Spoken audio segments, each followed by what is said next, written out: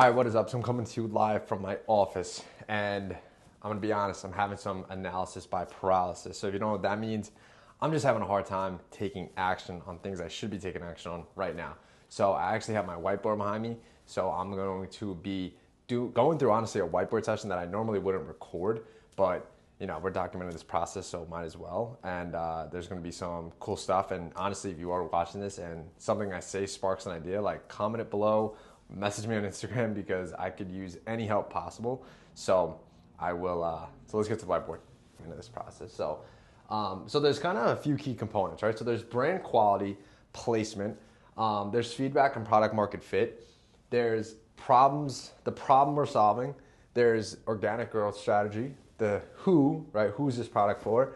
And then there's other stuff like when it comes to e-commerce, content, and then even like the drop. So why these? Well, I think the most important too is the problem we're solving and who it is, who the problem, like who we're trying to market to. And it's honestly a tough question because the answer is I don't know. I think when I think about the product, and this is something like it's kind of good for me to like verbalize it and try to give context, but also try to be to the point. The problem that I'm trying to solve is there isn't a healthy alternative to caffeine, in my opinion, right? Your options are coffee, which like coffee's not bad, but some people don't want to rely on coffee or they don't get enough caffeine in coffee and they don't want to drink coffee all day. And then the other alternative is an energy drink or a pre-workout, right? And to me, there's too much caffeine. So it's like there's no middleman that gives people the option to get the caffeine they want with other healthy benefits. So there's no guilt, right? And I keep saying to myself, like it's kind of a guilt-free product where someone can take it conveniently in like a 2 to 3 ounce shot and know like this is a high quality product with clean ingredients and it's healthy. And overall, there's no guilt and they feel really good after. So it kind of checks off those boxes.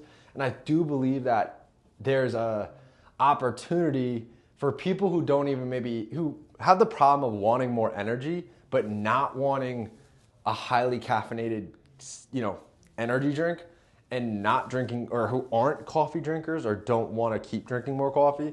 This is like the solution. And that's my own problem, right? I like coffee. I drink coffee in the morning, but then around this time during the day, I want a little more energy, or maybe late if I want a little more kick than coffee, I want something else.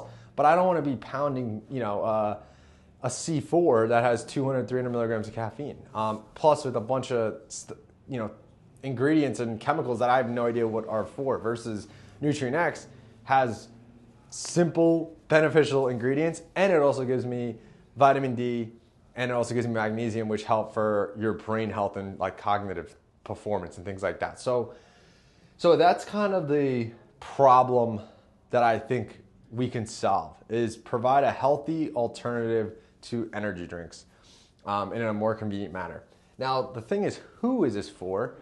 That is a hard time because like in certain cases, right, like if I was a nurse or a doctor and I found that people have a hard time staying up during overnight shifts and they want to, let's just hypothetically say, avoid caffeine, I would maybe come up with like a non-stim pre-workout that has certain benefits that I, as a nurse or a doctor, know is a common problem with nurses and doctors, and then I would market that to nurses and doctors who I also know are dealing with the same problems. So I guess in my situation, maybe I am the person who would take this supplement, and try to figure out like, well, what caused you to want to pursue and buy it, right? Because to be honest, this is a super competitive market. There's a lot of competition, but when you think about it, there actually isn't, right? Because we're not an energy drink, and we're more of we're more of a convenient,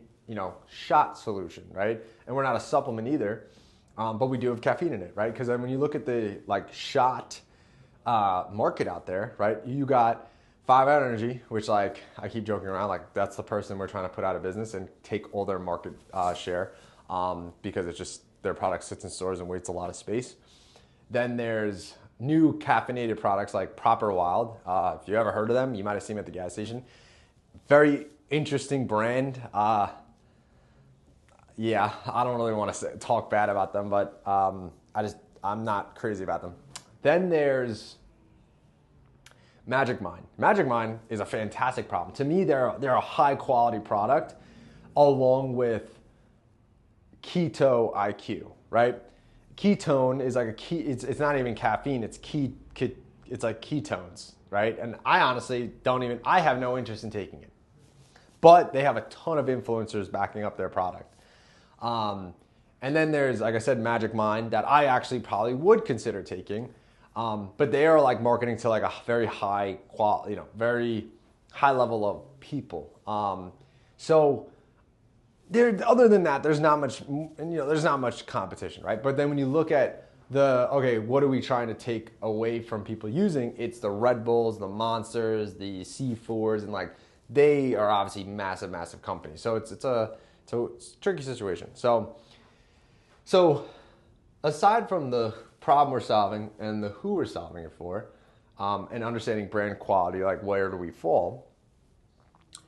The one of the biggest things that it's hard right now is product market fit. What does that mean? Do people like it, right? Because if people like it or people like love it, it's gonna just be word of mouth. Like people are gonna want more. They're gonna be like okay. So I think a great example of this is there's a food store called Wild Fork, and one of my sales reps told me about it. I went there, fell in love with it, right? Got him a gift card there. I go there weekly. I just placed a huge order. I stocked up on a bunch of stuff. Literally just told my good buddy about it. He placed an order, right? I love what Wild Fork is about and provides. It's exactly what I want. It's simple. It's it clicks. The branding's there. The pricing's affordable. Like I guess and this is why this is beneficial. Speaking out, Wild Fork's a good example of like how I want to be in the product space. Like high quality but affordable. And it helps me, and I'm now telling everyone about it, even saying it on YouTube videos for free. I have no affiliation with it. That is good feedback, which leads to showing proof of product market fit. Bad product market fit is something that people will sell something once and they'll never buy it again, right? So the question is, will people take the product and want more of the product? That's like the biggest question to answer. And because I don't have actual proof of it yet, right? I can talk so highly about it. It's hard to like kind of think all of this through because it's like, well, if, this is bad and no one wants more of it, they're like, hey, this sucks, right? Let's just say it tasted like throw up, right? People taking it, they're like, ew. I've taken pre-workouts, for example, that taste like disgusting. I'll tell someone, don't take that. That's bad product market fit. Like there's no fit. It's just not a fit at all. So now what I really have been thinking about is, okay, well, I'm not risking taking a credit line of $100,000 and going into debt on the business until I have product market fit, right? Until I have proof that this works and this is good, I would be dumb to risk it, right? Now, what we are in the position, right? We are getting 1,500 units of, we're getting 45,000 servings. I guess that's like a better way to look at it. And we're already talking with a manufacturer and getting samples of actual shots because we're gonna have both.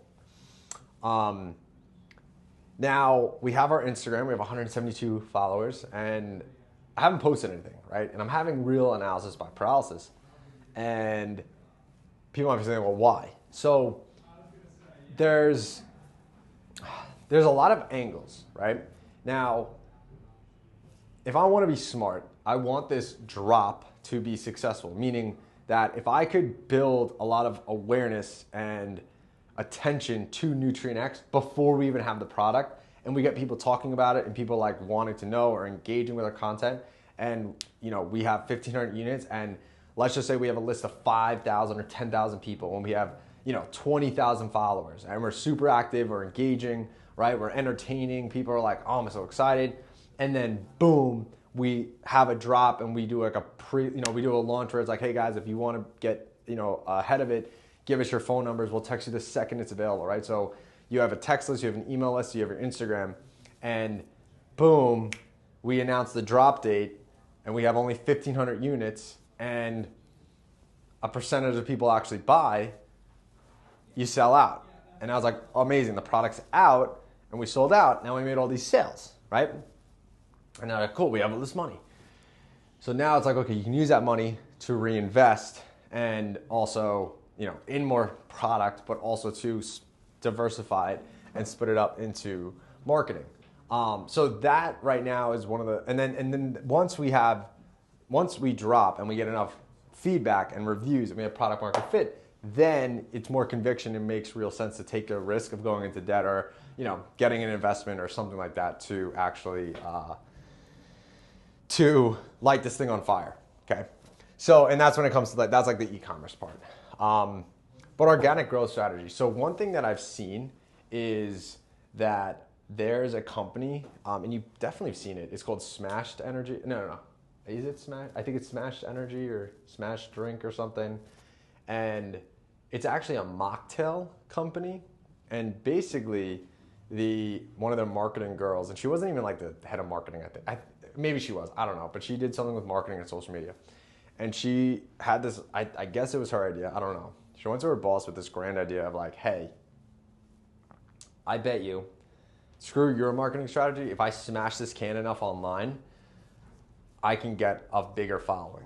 So this was probably all planned out, but she made this bet that if she can't get 500,000 followers in 60 days, proving to her boss that the marketing strategy doesn't work and her simply smashing a can on camera is better marketing, then she would get a raise, or sorry, she wouldn't get fired, right?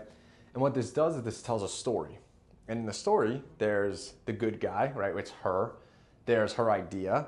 And then there's the concept and risk of a consequence of what if she doesn't hit the goal. And then there's the enemy, which is like her boss, right? So what happens is everyone now sees that, they find it entertaining, they want to support her, so they follow the page because they want to make sure she hits the goal. And now when she posts again, it's this storyline because every time she made a video, she did something a little different, a little better, right? She wore something else. She used a better camera, did a production, and they're like, it got progressively better and better and better and better to where I think they I don't know, I guess from what I heard, they did hit 500,000. When I actually looked, they were at 416,000. So I'm not sure if she actually did hit it, but regardless, they got a huge kick in following and huge growth in their company naturally.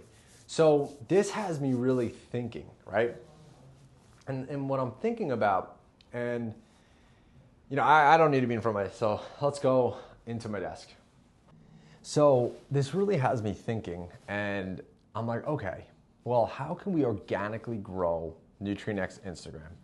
And there's a lot of ideas, right? And I'm not gonna sit here and I'm gonna go smash a can, right? Or smash a product. And when you look at accounts that have grown tremendously through a strategic play like this company Smashed, sometimes it's good and sometimes it's bad. So one thing that comes to mind is you guys maybe have seen it. Like guys will bet on blackjack. I'm gonna bet 10 cents for every Instagram follower I have. And what happens is they have 1,000 followers, so they bet it $100. And then they have 10,000, now it's like $1,000. And then they have 50,000, now it's $5,000. And then it's like, then they have 500,000, now it's a $50,000 bet, right? And there's like crazy stakes, there's a ton of risk, and it's like immediate like gratification. Like I followed them, next day they did a bigger bet, and there's a lot of risk, either win or lose. And so that's like an idea, right? The other idea that people do or have and execute is like, oh, for every follower, or basically I know the guys that have a yolk, it's like, oh, every day I double the amount of yolks I use to make like pasta, and then they donate it. So like they're obviously like, they're a company that does something, I don't know if he's a baker, but then he like donates the dough for the homeless. So there's like a better feeling of it.